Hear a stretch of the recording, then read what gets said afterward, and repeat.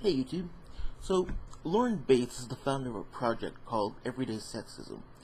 It's a project designed to tell women's stories regarding all of the massive amounts of sexism that they experience in their lives. So, recently she gave this TEDx talk, and I thought that I would address some of what she says there.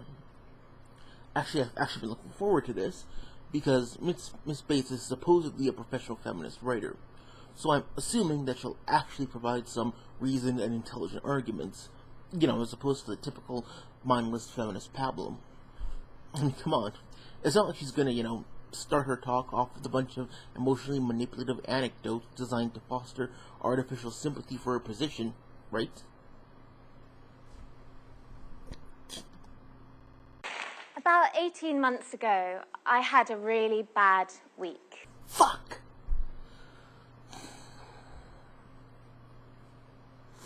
Okay. Go on. I was on my way home from work one night, and it was one of those hot evenings where the traffic was at a standstill. And as I walked down the road and the cars crawled next to me, some guys started shouting out of their car windows about my legs, about the things that they'd like to do to me. And I ignored them, and I carried on home, and I got on with it, like you do. Well, good for you. You got on with it. I'm not sure how this is in any way sexist, but at least you got on with it. Continue.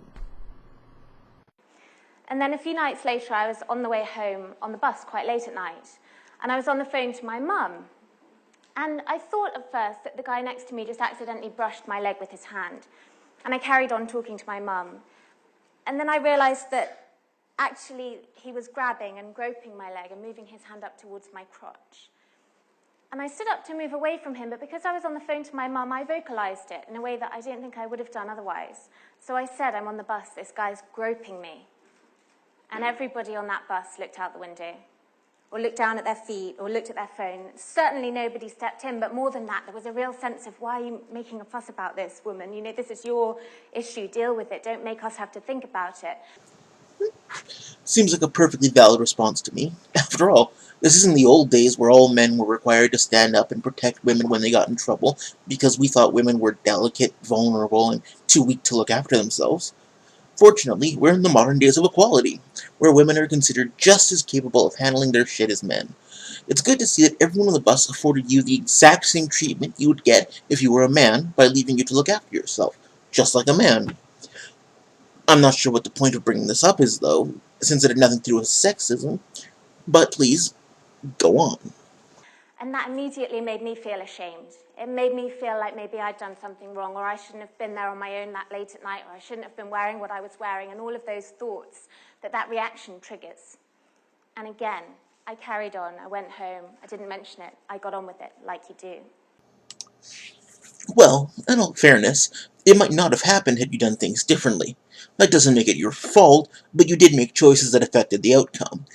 More importantly, you've said twice now that you got on with it. I'm not seeing it. Does that term mean something different in England? And then a couple of days later, I was walking down the street in broad daylight, and there was a big truck that was being unloaded. Some scaffolding was coming off the back of it, and there were two guys working together. And as I walked past, one of them turned to the other and said, "Look at the tits on that." Not her, that. You do realize the word "that" does not refer solely to objects? It's a gender-neutral pronoun that is perfectly applicable to a person as well. Personally, I would think that as a feminist, you would welcome the usage of a gender-neutral term. And they started discussing me as if I wasn't there, even though I was 1 meter away and I could really clearly hear them. Well, you have to admit, at least they had good taste. I mean, you are kind of smoking hot, and, well, the tits do look nice. Maybe you should just kind of learn to take a compliment. More to the point, are we going to get to the sexism anytime soon? So the thing that really hit me about these 3 incidents was if they hadn't all happened in the same week, I never would have thought twice about any one of them. And I started asking myself why that was. Why was this so normal? Why was I so used to them? And I started thinking back about hundreds of incidents that had happened over the weeks and months and years that I'd never said anything about to anyone because it was normal. If it was so normal, then why do you remember hundreds of times it happened? Usually if something is normal, we don't remember it because it's, normal. we generally don't remember every time we go to the store because it happens so often that it's just not something that our brain keeps track of. It's got too much other shit going on here. You know, the video games, porn, lots of porn in some cases. The only time we actually remember something is when something unusual or outside of the norm occurs. So it seems to me that if you can remember all of these events, that they must not have been normal. It seems to me that they're most likely outliers, and you're relying on a bit of confirmation bias here. Just saying. And I started talking to other women and asking them, women I knew, older women, younger women, women I met, saying, have you ever experienced anything like this? And I honestly thought that one or two women would have a story, that one or two people would say, yeah, a few years ago this thing happened, or I once had a job where this happened.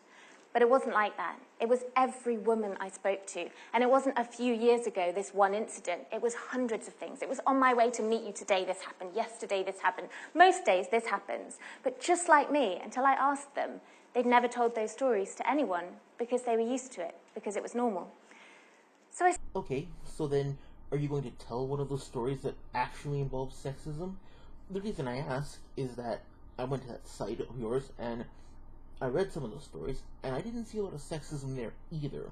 Mostly what I saw was a bunch of bitching about men, with the occasional story of legitimate sexism interspersed in between them. Which, don't get me wrong, if you want to make a site devoted to bitching about men doing things that you don't like, feel free. I mean, you know, more power to you, sister. But it seems rather disingenuous to call your site Everyday Sexism at that point. I think you might be slightly confused on what sexism means. Just saying. I started trying to speak up about this because I was kind of realizing there was this huge problem, and I started trying to talk about it, and again I got the same response. People said, stop making a fuss. Women are equal now, more or less.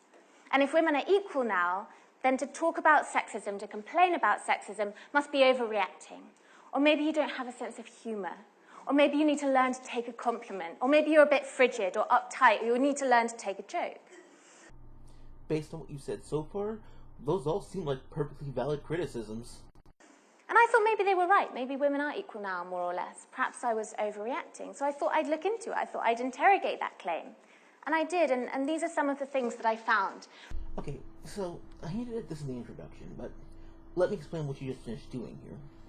She started off her talk with a series of anecdotes in which she is victimized by men and by sexism, all of them sexual in nature themselves, naturally, in an attempt to emotionally manipulate the audience. By using such an example, she feeds into the idea of sexual victimization of women that seems to resonate so well with people, and this then allows her to get the audience immediately on her side. She does this because now they'll instantly make the connections between her next set of points and sexism, even though you'll notice that she won't provide any evidence herself that sexism is a factor in any of these issues. For example, women are equal now, more or less, except that in our Houses of Parliament, where the policies that affect all of us are debated and defined, less than 1 in 4 MPs is a woman. Women make up 1/5 of the membership of the House of Lords. The UK comes joint 57th in the world for gender equality in Parliament. And then I looked into the law, and I found that just 4 out of 35 Lord Justices of Appeal and just 18 out of 108 High Court judges are women. See now, take note that at no point in time did she actually connect the fact that there are more men than women in politics with her claim that sexism is the reason. Granted, the fact that there are more men than women in politics is consistent with her claim that sexism is the reason, but that does not actually in any way prove that it is in fact the cause. It could be, for instance, just thinking, that men are driven to pursue positions of power and authority because that's one of the things that women find attractive. You know, power is sexy and all that. So is money to women. So men are therefore more likely to seek out power and wealth because it gets them access to pussy. And you know, men's love themselves some pussy. Women, on the other hand, have no real need to seek positions of power and wealth, because for the most part, that doesn't get them access to cock. They can get cocks anytime they want. They also don't need to acquire power because they can use their pussy-oriented abilities to get men to do all the hard stuff for them, leaving them free to do other things while men do all the real work. This could possibly be why all the difficult, stressful, and life-consuming jobs are almost always done by men. You know, Just saying here. So I decided to look at the arts. And I found that it was reported in 2010 that out of 2,300 works, one of our most prestigious art institutions, the National Gallery, had paintings by just 10 women. I found that at the Royal Opera House, it's been over 13 years since a female choreographer was commissioned to create a piece for the main stage.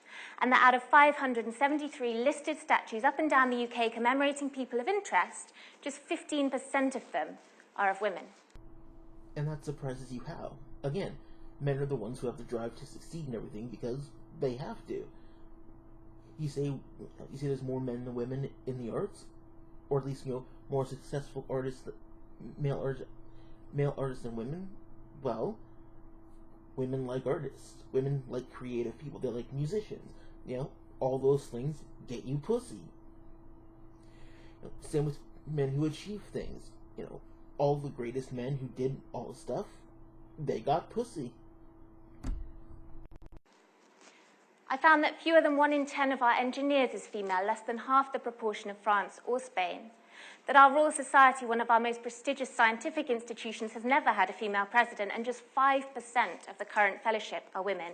And that whilst women make up 50% of chemistry undergraduates, they're only 6% of professors. Okay, really, at some point you're going to have to get around to actually mentioning something that's sexist. I found that women write only 1/5 of front-page newspaper articles, but 84% of those articles are dominated by male subjects or experts. I have to ask, what exactly is a male subject, by your definition? The reason I have to ask that is because I've seen feminists claim that science, math, history, politics, religion, and engineering are all male subjects repeatedly. I haven't seen them accuse astrology of being a male subject yet, but that's probably just because of the patriarchy. And then I looked into the crime statistics. Women are equal now, more or less, except that in the UK, over 2 women a week are killed by a current or former partner. There's a phone call to the police every minute about domestic violence. Every 6 or 7 minutes, a woman is raped, adding up to over 85,000 rapes and 400,000 sexual assaults every year. In the UK, a woman has a 1 in 4 chance of becoming a victim of domestic violence and a 1 in 5 chance of being the victim of a sexual offence. And worldwide, 1 in 3 women on the planet will be raped or beaten in her lifetime. So, what are the stats for men in regards to violence? It seems to me that if you're going to attempt to make the case that women suffer from crime much more so than men, that you might actually need to mention the male statistics for comparison. So, I can't help but wonder why you didn't. Could it possibly be because men and women suffer from sexual violence at comparable rates? Or could it possibly be that if you leave out sexual violence, it might be possible that men suffer from every other form of violence more so than women do? Well, we don't really know for certain because for some reason you didn't bother to consider raising the question of how men might suffer from violence as well. I think I'm beginning to see some sexism here. So I decided that argument that women were equal now and we shouldn't be making a fuss really didn't stand up to scrutiny. In fact, it seemed to me that it really was time to make a fuss. And here I thought you had got on with it. But you do realize that equality and sexism are not the same thing, right? There is no aspect of the real world where you actually have a full equal split. You see, when dealing with biological creatures, well, they make choices. Certain different groups, whether different because of gender, race, social status, life experience, etc., are going to tend towards making different choices. Even with random chance, you'll get statistical preferences. If one were to, for instance, take a 10-sided die and roll it 100 times, even though each number has an equal chance of appearing, it doesn't actually mean that each number will only show up 10 times. Some numbers will appear more often than others, even though they all had an equal chance. That's because equal opportunity and equal outcome tend to be mutually exclusive concepts. So, your claim that different numbers equal sexism or discrimination or whatever you want to call it is completely fucking retarded. If anything, if the numbers actually were equal, that would be a much greater sign of something suspicious going on. Just saying.